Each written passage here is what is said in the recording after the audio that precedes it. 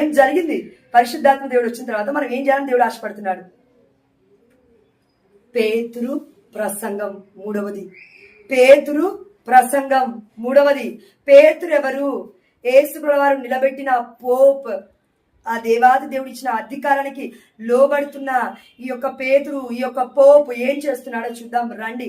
పవిత్రాత్మ రాకడ అయిపోయిన తర్వాత ఇదిగో అపోస్తుల కార్యములు 2వ అధ్యాయం 14వ వచనము, పేతురు ప్రసంగము అక్కడ సందర్భము.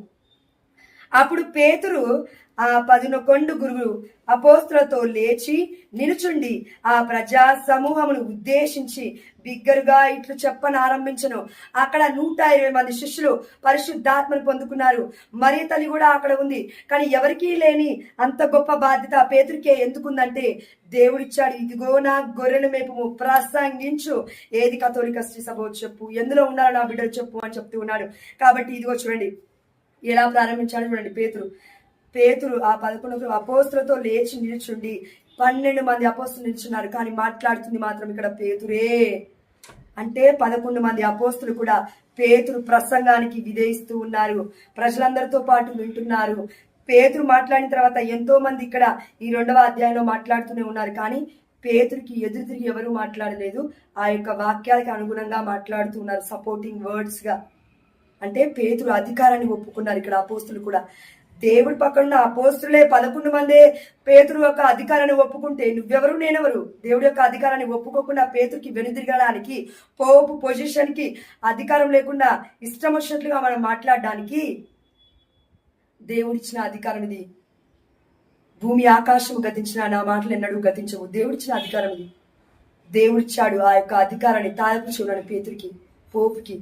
కాబట్టి ప్రియమైన బిడ్డ, ఈరోజు నువ్వు ఎక్కడికి వెళ్ళి బోధన వింటున్నావు? పేతురు లేచి ప్రసంగిస్తూ ఉన్నాడు, ప్రబోధిస్తూ బోధిస్తూ ఉన్నాడు. నువ్వు నేను ఎక్కడికి వెళ్ళి వింటున్నాము? వాక్యాలు, డాన్సులు చేయడానికి వెళ్తున్నామా? మ్యూజిక్లోకి వెళ్తున్నామా? తప్పు లేదు. కానీ ఎక్కడికి వెళ్తున్నావు? అపోస్తలత్వంలోకి వెళ్ళు. అపోస్తులు అనగా ఎవరు?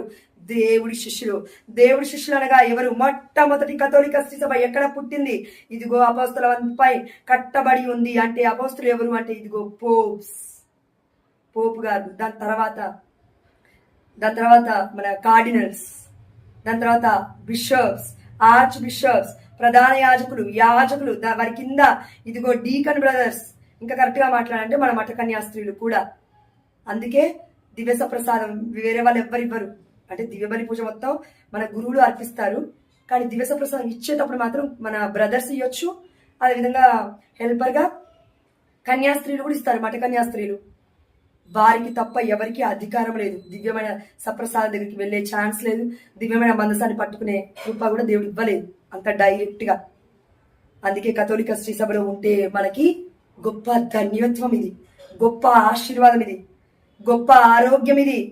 ఎందుకంటే మనం చూసాము 1 కొరింథీ 11వ అధ్యాయంలో ఏమని చూసాం? ఎవరైతే దేవుడి యొక్క రక్తాన్ని, శరీరాన్ని అయోగ్యకరంగా భుజిస్తారో వారు అనారోగ్యం పాలవుతారు, వ్యాధిగ్రస్తులు అవుతారని ఉంది వాక్యం. కానీ ఏ బిడ్డ అయితే దేవుడి యొక్క రక్త శరీరాన్ని యోగ్యకరంగా భుజిస్తూ ఉందో వారు నిత్య రాజ్యానికి వారసులు అవుతారు అని. ఇదిగో నేను మరలా చెప్తున్నాను, నా యొక్క శరీరమును, నా యొక్క రక్తమును మీరు పానము చేస్తే తప్ప మీకు నిత్య జీవితం ఉండదని నేను నిశ్చయముగా చెప్తున్నాను అని యేసుప్రభువు వారు చెప్పట్లేరా? చెప్తున్నారు. కాబట్టి ఇది ప్రియమైన బిడ్డ, పేతురు యొక్క సందేశం, పేతురు యొక్క ప్రసంగం ఎందుకు వినాలి అంటే అపోస్తలత్వంపై దేవుడు కట్టి ఉన్నాడు. కాబట్టి కథోలిక శ్రీ సభని, అదే అపోస్తులకి పారంపర్యంగా వస్తున్న కథోలిక ట్రెడిషన్ ప్రకారం, క్యాథలిసిజం ప్రకారం వస్తున్న ప్రతి ఒక్క మంచి సాంప్రదాయాన్ని మనం నేర్చుకొని మనం పాటించగలగాలి. ఇదే కథోలిక శ్రీ సభ చెప్తూ ఉంది. నీ ఇష్టం వచ్చినట్లుగా బ్రతుకుతానంటే, ట్రాఫిక్ రూల్స్ లేకుండా రోడ్ల మీద తిరుగుతానంటే యాక్సిడెంట్ అవుతుంది. అదేవిధంగా దేవుడి యొక్క చిత్తానికి తల వంచకుండా నా ఇష్టం వచ్చినట్లుగా ప్రసంగిస్తాను, నా ఇష్టం వచ్చినట్లుగా వెళ్తాను. ఏ వర్గంలోకైనా నేను వెళ్ళి 40 మందిని గుమిగూడుకొని ఇదిగో నేను ఒక చర్చిని స్టార్ట్ చేస్తాను. చర్చ్ అవ్వదు, అది ఒక ఇల్లు అవుతుందేమో అంతేగాని ఒక చర్చ్ అయితే అవ్వదండి. దేవుడు 2 స్థలాలలో వెయిట్ చేస్తాడు. ఒకటి మన దేహమే దేవుడికి నిలయం. యేసుప్రభువు అన్నాడు, ఇదిగో నా శరీరం మీరు భుజించాలి అన్నాడు. కాబట్టి మన శరీరం కూడా దేవుడి యొక్క దేవాలయం.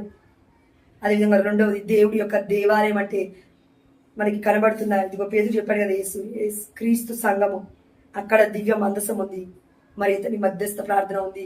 ఆ దేవాది దేవుని మనలో స్వీకరిస్తున్నాం.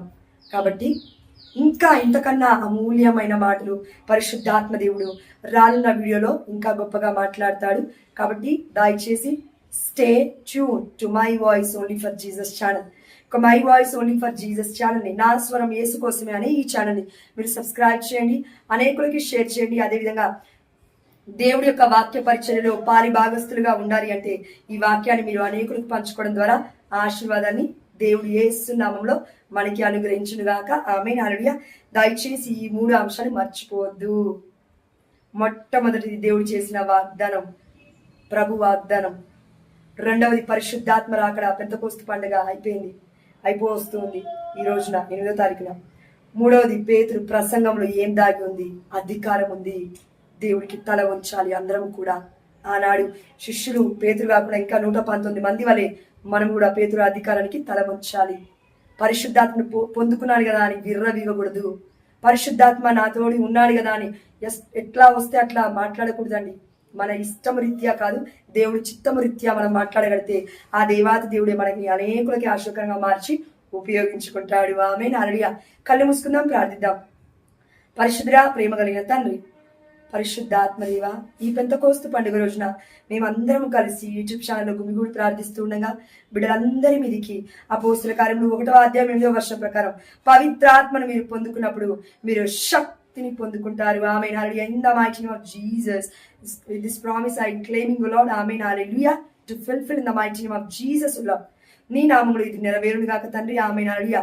అదేవిధంగా అపోస్తుల కార్యములు 2వ అధ్యాయం 4వ వర్షము, they were all filled with the Holy Spirit. వారందరూ పరిశుద్ధాత్మతో నింపబడి. ఆమేన్. హల్లెలూయా. మనం అందరం కూడా పరిశుద్ధాత్మతో నింపబడుదుము గాక. ఆమేన్. హల్లెలూయా. ఎందుకంటే మనలో చాలా మంది ఆందోళనలో ఉన్నాము. పరిశుద్ధాత్మ దేవుడు వస్తే ఆనందం వస్తుంది, అశాంతి పోతుంది, శాంతి వస్తుంది, అనారోగ్యం పోతుంది, ఆరోగ్యం వస్తుంది, అధైర్యం పోతుంది, ధైర్యంతో నింపబడదాము. అదేవిధంగా అపోస్తులంతా గొప్పగా మనం జీవించలేకపోయినా కనీసం దేవుడి బిడ్డలుగా చూడక నన్ను విశ్వసించు వారు ధన్యులు అన్న దేవుడి మాటలు పట్టుకొని మనం జీవించగలిగితే ఆ దేవాది దేవుడు ఎంతో మురిసిపోయి మనల్ని గొప్పగా దీవిస్తాడు. కానీ ఇది మనం మర్చిపోవద్దు. ఆత్మలో నీవు వర్ధిల్లున కొద్దీ అన్ని విషయములు యందు వర్ధిల్లుదువుగాక. ఆమేన్. హల్లెలూయా. God bless you all abundantly in the mighty name of Jesus. ఆమేన్. హల్లెలూయా. నా కోసం, నా కుటుంబం కోసం మీరు ప్రార్థించండి. మీకోసం, మీ కుటుంబం కోసం నేను తప్పక ప్రార్థిస్తాను. యేసు ప్రభువారి యొక్క కృపయు, తండ్రి దేవుడి యొక్క ప్రేమయు, పరిశుద్ధాత్మ సహవాసము మనందరితో ఉండునుగాక, మీతోను ఉండుగాక. ఆమేన్. హల్లెలూయా. God bless you all. ఇంత గొప్ప వాక్యాన్ని అందించిన ఆ దేవాతి దేవుడికి సమస్త ఘనత, మహిమ, ప్రభావం చెందుగాక. మరియు తల్లి మధ్యస్థ ప్రార్థనకి వందనాలు తల్లి. ఆమేన్.